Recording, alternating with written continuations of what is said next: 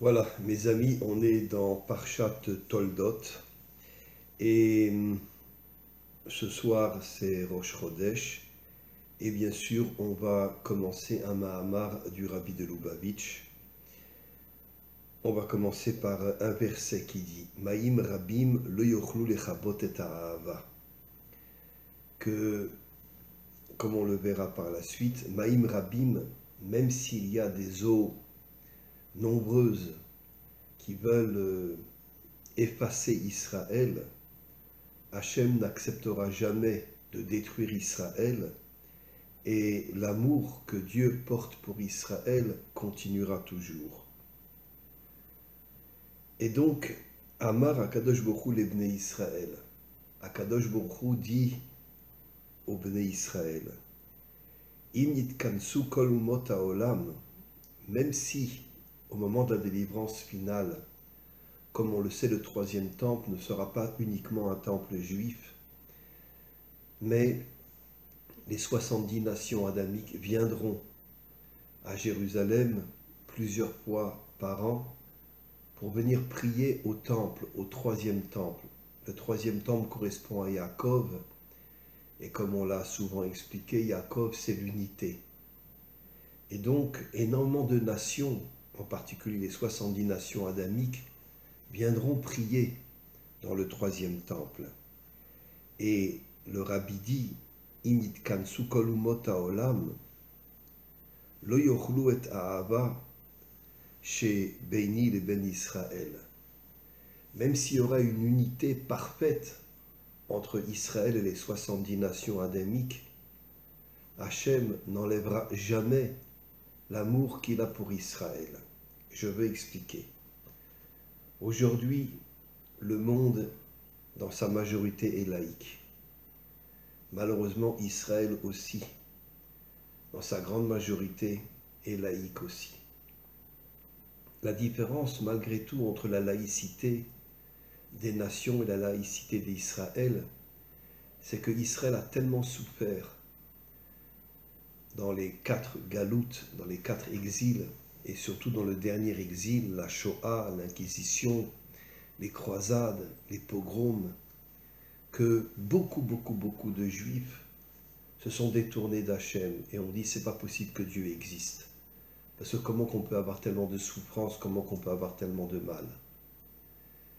Surtout dans la Shoah. Comme je l'ai souvent expliqué, ce n'est pas 6 millions de Juifs qui sont morts dans la Shoah, mais c'est 9 millions de Juifs. Yad Vashem a fait des études et a découvert que c'était finalement 9 millions de Juifs et pas 6 millions de Juifs. Et donc énormément de Juifs se sont détournés complètement d'Hachem et sont devenus complètement laïcs. En Israël, il y a pratiquement 80% de laïcs. Mais le Zohar dit que quand le Mashiach se dévoilera, les 70 nations adamiques reviendront vers Hachem et prendront avec eux la Torah. Et Israël aussi, dans sa grande majorité, reviendra vers Hachem, car le Mashiach va être un homme exceptionnel, un homme qui va donner de l'amour et de la force à Israël, ainsi qu'aux 70 nations adamiques, et Israël comprendra que finalement, il faut revenir vers Dieu. Après la délivrance finale, comme il est dit dans les prophètes, Dieu parlera à Israël. Il expliquera tout ce qui s'est passé. Israël comprendra. Et Israël se connectera à Dieu avec une force absolument inimaginable. Ve'im yitasvu kol malchei eretz besarehem lo yochlu otra mina olam, lo yochlu limchot otra mina olam. Et même si tous les dirigeants de ce monde veulent attaquer Israël, comme aujourd'hui il y a la guerre en Israël, ça fait maintenant 37 jours qu'il y a la guerre en Israël, mais Israël ne disparaîtra jamais. Pourquoi Israël ne disparaîtra jamais? Parce que Israël a une mission. La mission, c'est de se battre contre tous les méchants de ce monde et de purifier ce monde de faire de ce monde un monde vrai. Pour l'instant, ce monde est appelé Alma Deshikra, le monde du mensonge, parce que tout le monde ment dans ce monde. La majorité des hommes et des femmes mentent dans ce monde. C'est une véritable vitrine. Mais au moment de la délivrance finale, le Mashiach et son armée purifiera le monde, fera de ce monde un monde d'unité, un monde de vérité, un monde d'authenticité. Et donc, même si tous les dirigeants de ce monde veulent s'unir pour attaquer Israël, comme on le voit aujourd'hui partout dans le monde, les musulmans critiquent Israël, etc., alors qu'en vérité ce sont eux qui ont attaqué Israël, ce sont eux qui ont massacré des familles entières, des enfants, et bon, je ne peux pas expliquer tout ce qui se passe, il y a plus de 240 prisonniers à Gaza, beaucoup d'enfants sont prisonniers à Gaza, et les Arabes osent dire que c'est Israël le méchant, alors que les plus grandes crapules de la terre, c'est le Hamas et le Hezbollah, qui ne sont pas des descendants d'Ishmaël, bien évidemment. Les descendants d'Ishmaël, on sait que Ishmaël a fait une teshuva inimaginable, et les descendants d'Ishmaël sont des gens bien, des gens vraiment bien. Moi-même, j'ai des amis musulmans qui sont des gens extraordinaires, qui aiment les juifs. Bon, ils ne le disent pas parce qu'ils ont peur de se faire assassiner. Mais quoi qu'il en soit, les descendants d'Ishmaël sont des gens bien. Par contre, il y a énormément de démons dans le monde. Hitler et les nazis étaient des démons. Daesh sont des démons. Le Hamas sont des démons. Le Hezbollah sont des démons. Et pourquoi il y a des démons dans ce monde qui ont une forme humaine? C'est pour pouvoir casser ce monde et pouvoir détruire les peuples. Pourquoi les dirigeants en Europe et un peu partout dans le monde ont fait venir tellement de musulmans dans tous les pays de ce monde? Récemment, j'étais à Bruxelles pour un séminaire et les juifs m'ont dit que la moitié de la population bruxelloise sont des musulmans. Et ils vont devenir la majorité parce que, bon, ils ont beaucoup plus d'enfants que les juifs ou les non-juifs. Et donc, c'est une situation catastrophique ce qui se passe. Et quand les musulmans vont comprendre qu'ils doivent dominer le monde, ils domineront le monde. C'est absolument évident. Et pourquoi les politiciens font venir tellement d'étrangers dans tous les pays du monde? Ben, tout simplement parce qu'ils veulent casser l'identité des nations. Ils veulent dominer les nations, casser l'identité des nations, et c'est pour ça qu'ils font venir tellement d'étrangers de partout dans le monde, afin de casser l'identité des nations. On va continuer.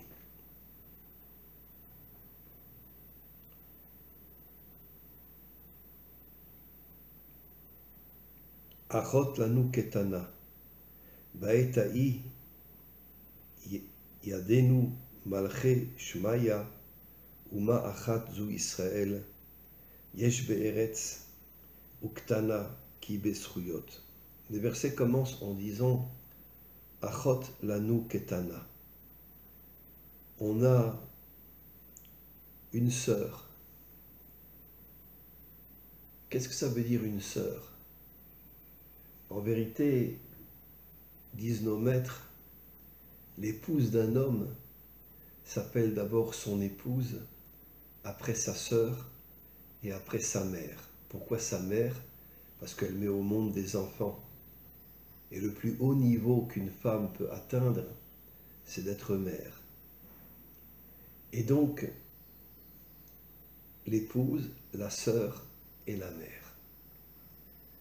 Donc, pourquoi l'épouse s'appelle aussi une sœur? Parce qu'en vérité, quand un homme épouse une femme authentique, c'est deux parties de l'âme qui sont en vérité unies au départ. Ça veut dire que l'âme, avant de descendre sur terre, elle a un côté masculin, un côté féminin. C'est tout simplement le frère et la sœur. Après, quand l'âme descend dans le monde, elle est séparée jusqu'à ce que l'homme retrouve sa sœur. Il retrouve sa véritable épouse. Et donc c'est pour ça que l'épouse est appelée la sœur. Et donc qu'est-ce que dit le texte? Baetaï yadenu malaché shamaya uma achad zu Israël yesh be'eretz uktana i besruyot. Ça veut dire qu'en vérité Hachem ne détruira jamais Israël. Regardez toutes les souffrances que Israël a traversées. Aujourd'hui aussi, énormément de civils sont morts, énormément de familles ont été assassinées. Hier, j'ai été voir une famille française dont le fils, qui était un soldat, est mort. Des gens exceptionnels, des gens extraordinaires. Ils m'ont invité. J'ai fait un Dvar Torah là-bas. Des gens absolument incroyables. Il y a beaucoup de Français qui sont morts, qui sont à l'armée. Il y a des Russes, des Israéliens bien sûr. Aujourd'hui, il y a plus de 400 soldats qui sont tombés et beaucoup plus de civils qui sont tombés aussi. Et donc, le texte nous dit que Hachem ne détruira jamais Israël parce que pour l'instant, Israël n'accomplit pas sa mission, mais un jour viendra où Israël accomplira sa mission qui est de purifier le monde, de faire de ce monde un monde d'unité, un monde vrai, un monde authentique. Mana asela chotenu beyom sheidubar bo mina umot laalot alea milchama. Comme on le sait, la dernière guerre sera la guerre de Gog. Et d'ailleurs, beaucoup de gens pensent que la guerre qui est en ce moment en Israël, c'est la guerre de Gog parce qu'elle a commencé pendant Sukkot. Et nos maîtres nous disent que la guerre de Gog commencera pendant Sukkot. N'oublions pas que c'est les Iraniens, les Perses, qui donnent des armes au Hezbollah et qui donnent des armes au Hamas. Et beaucoup de gens disent que l'Iran va attaquer Israël. Et donc, la guerre est loin d'être finie, mais d'un autre côté, Israël ne disparaîtra jamais.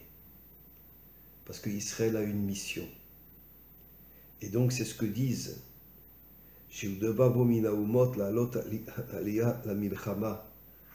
que pas seulement l'Iran, le Hamas et le Hezbollah veulent attaquer Israël, mais en vérité, beaucoup de pays occidentaux vont attaquer Israël aussi. Veyahane Michael, Saram shel Israël, et Michael, qui est l'ange qui protège Israël, Imomedet umazu kechoma ben ha'amim shelo titraten bam. Alors bien sûr, aujourd'hui, le rabbi ne le dit pas, mais aujourd'hui, il y a énormément de laïcs qui se marient avec des non-juives. Mais les hommes qui sont connectés à Dieu, les femmes qui sont connectées à Dieu, ne se marient pas avec des non-juifs. Je tiens à préciser. En ce qui concerne les 70 nations adamiques, moi-même j'ai énormément d'élèves adamiques qui sont des gens exceptionnels, des gens incroyables, des gens qui étudient la Torah, des gens qui mangent kasher, beaucoup même se circoncis, même s'ils ne veulent pas devenir juifs, mais ils font quelques mitzvot. J'ai énormément d'amis qui mangent kasher, des Bnei Adam qui mangent kasher, parce qu'ils ont compris que la nourriture non kasher détruit l'âme. Et c'est pour ça qu'ils mangent kasher. Ils ont abandonné le catholicisme, le protestantisme, etc. Et aujourd'hui, ils n'ont que la Torah. Et donc, Im obedet umazu kechoma ben ha'amim shelo titraten bam.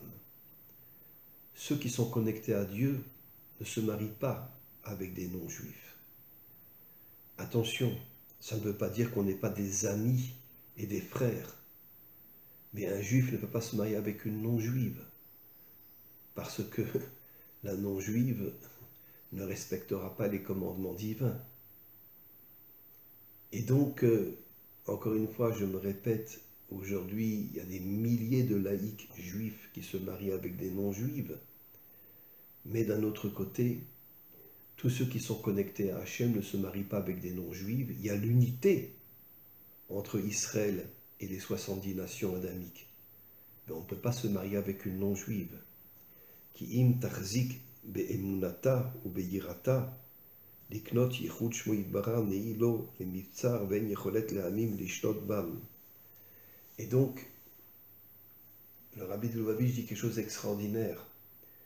Un homme ne peut pas se marier avec une non-juive parce que sinon il va dégringoler complètement. Et donc les laïcs, eux, se marient avec des non-juives, les laïcs juifs. Mais un homme qui est connecté à Dieu ne peut pas descendre et se marier avec une non-juive. Il est obligé de se marier avec une juive, et surtout une juive pratiquante, pour pouvoir se connecter, lui et son couple, à Dieu. D'ailleurs, si quelqu'un se marie avec une non-juive, c'est sûr qu'ils ne sont pas frères et sœurs, parce que ce n'est pas la même âme. Si quelqu'un se marie avec une catholique ou une protestante, comment voulez-vous qu'ils soient frères et sœurs, comme on l'a vu tout à l'heure? En vérité, la véritable connexion entre le frère et la sœur, c'est la même âme, le côté féminin, le côté masculin, et qu'ils sont appelés frères et sœurs.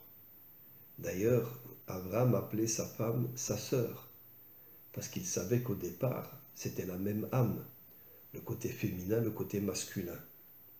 On va continuer.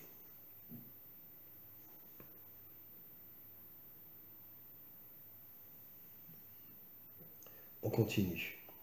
Achot lanu ketana, amar lem hakadosh baruch hu, keshem shatinokot, azuk shei ketana, ve'i chota al avotai, en avotai mitraamim, lama shei ketana, karem Israël, ou mesayem al baal korchem. Alors ici, le rabbi de Lubavitch dit quelque chose d'extraordinaire. Quand une petite fille ou un petit garçon faute, les parents ne vont pas se disputer et ne vont pas faire du mal à leurs petits-enfants. Je parle de petits-enfants. Pourquoi? Parce que, bon, il a fait une faute, très bien. Il a peut-être allumé la lumière le Shabbat. Très bien. Il n'a pas pensé que c'était Shabbat aujourd'hui. Mais les parents, si les parents sont authentiques, ils ne vont pas se battre avec une petite fille ou un petit garçon. Et le rabbi de Lubavitch dit que Israël, même au niveau des adultes, Hachem les aime, même s'ils sont laïcs.